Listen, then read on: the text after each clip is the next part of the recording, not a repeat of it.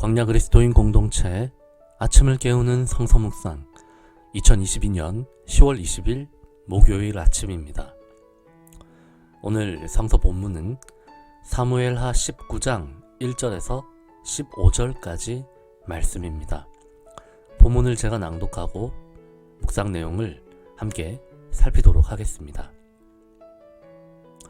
어떤 사람이 요압에게 아뢰되 왕이 압살롬을 위하여 울며 슬퍼하시나이다 하니 왕이 그 아들을 위하여 슬퍼한다 함이 그날의 백성들에게 들림에 그날의 승리가 모든 백성에게 슬픔이 된지라. 그날의 백성들이 싸움에 쫓겨 부끄러워 도망함같이 가만히 성읍으로 들어가니라. 왕이 그의 얼굴을 가리고 큰 소리로 부르되 내 아들 압살롬아 압살롬아 내 아들아 내 아들아 하니 요압이 집에 들어가서 왕께 말씀드리되 왕께서 오늘 왕의 생명과 왕의 자녀의 생명과 처첩과 비빈들의 생명을 구원한 모든 부하들의 얼굴을 부끄럽게 하시니 이는 왕께서 미워하는 자는 사랑하시며 사랑하는 자는 미워하시고 오늘 지휘관들과 부하들을 멸시하심을 나타내심이라. 오늘 내가 깨달으니 만일 압살롬이 살고 오늘 우리가 다 죽었다면 왕이 마땅히 여기실 뻔하였나이다. 이제 곧 일어나 나가 왕의 부하들의 마음을 위로하여 말씀하옵소서. 내가 여호와를 두고 맹세하옵나니 왕이 만일 나가지 아니하시면 오늘 밤에 한 사람도 왕과 함께 머물지 아니할지라. 그리하면 그 화가 왕이 젊었을 때부터 지금까지 당하신 모든 화보다 더욱 심하리이다 하니 왕이 일어나 성문에 앉음에 어떤 사람이 모든 백성에게 말하되 왕이 문에 앉아 계신다 하니 모든 백성이 왕 앞으로 나아오니라. 이스라엘은 이미 각기 장막으로 도망하였더라. 이스라엘 모든 지파 백성들이 변론하여 이르되 왕이 우리를 원수의 손에서 구원하여 내셨고 또 우리를 블레셋 사람들의 손에서 구원하셨으나 이제 압살롬을 피하여 그 땅에서 나가셨고 우리가 기름을 부어 우리를 다스리게 한 압살롬은 싸움에서 죽었거늘 이제 너희가 어찌하여 왕을 도로 모셔올 일에 잠잠하고 있느냐 하니라.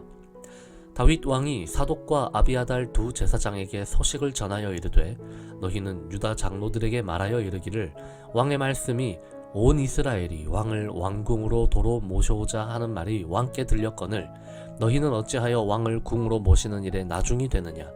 너희는 내 형제요 내 골육이거늘 너희는 어찌하여 왕을 도로 모셔오는 일에 나중이 되리오 하셨다 하고 너희는 또 아마사에게 이르기를 너는 내 골육이 아니냐. 네가 요압을 이어서 항상 내 앞에서 지휘관이 되지 아니하면 하나님이 내게 벌 위에 벌을 내리시기를 바라노라 하셨다 하라 하여 모든 유다 사람들의 마음을 하나같이 기울게 하매 그들이 왕께 전가를 보내어 이르되 당신께서는 모든 부하들과 더불어 돌아오소서 한지라.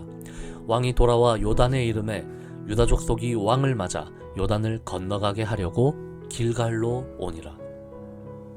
아멘. 압살롬의 반란은 그의 비참한 죽음으로 종결되었습니다. 그는 요압과 그의 친위병들에게 찔려 죽었고 시신조차 제대로 된 예우를 받지 못하여서 돌무더기가 그의 무덤이 되고 말았죠. 다윗의 수하들은 승리의 기쁨을 채 누리기도 전에 다윗 왕이 깊은 슬픔에 빠져 애통해하고 있다는 소식을 들었습니다. 다윗은 차라리 자신이 죽을 걸 그랬다며 비통해합니다. 그의 신하들과 병사들은 오히려 폐잔병 같은 기분이 되고 말았죠. 그리고 이 모습을 요압은 결코 두고 보지 않습니다. 요압은 당장 왕을 찾아가서 강하게 진언했습니다. 당신을 위해 목숨을 바쳐 싸운 사람들 앞에서 도대체 이게 무슨 망발이냐라는 식의 질타였습니다. 만약에 병사들을 위로하고 그들을 독려해주지 않으면 목숨을 바쳐 싸운 이들보다 오히려 반란을 일으킨 압살롬을 더 그리워하는 당신을 우리는 모두 떠나고 말 것이다 라고 협박에 가까운 조언도 하죠. 요압의 말은 사실 정확한 이야기입니다. 이를 인지한 다윗은 다시 마음을 추스려서 백성들을 규합하고 예루살렘에서도 다시 다윗을 수도로 모셔오자는 여론이 일어나 다윗은 마침내 자신의 왕좌로 귀환하게 됩니다.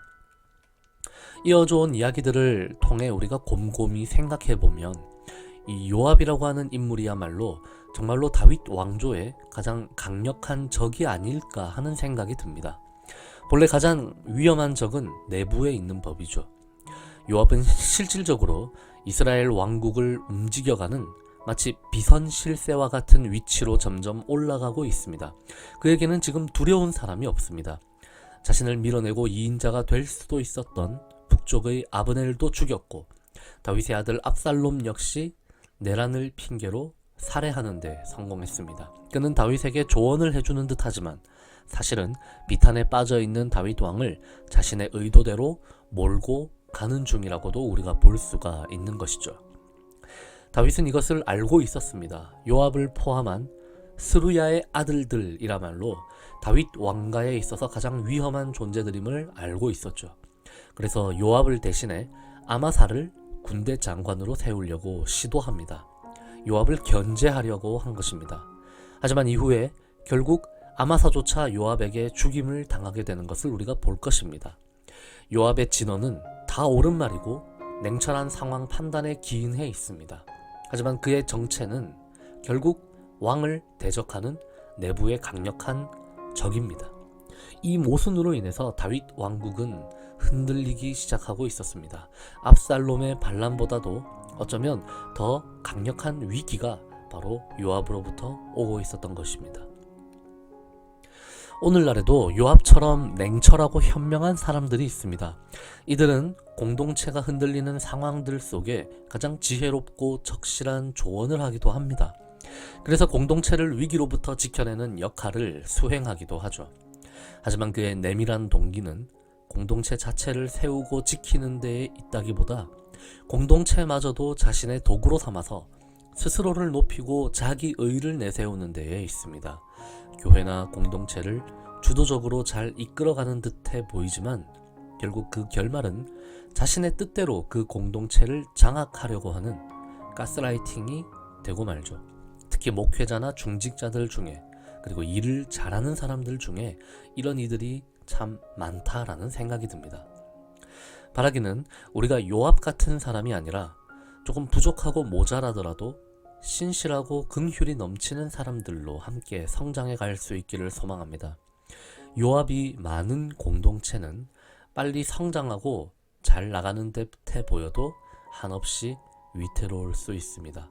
우리 광야 공동체는 천천히 나아갈지언정 탁월한 한두 사람의 힘이 아니라 우리 모두의 발걸음과 함께 하시는 성령의 느릿한 이끄심에 의지해서 나아가는 교회가 되기를 사랑하는 주님의 이름으로 축복합니다.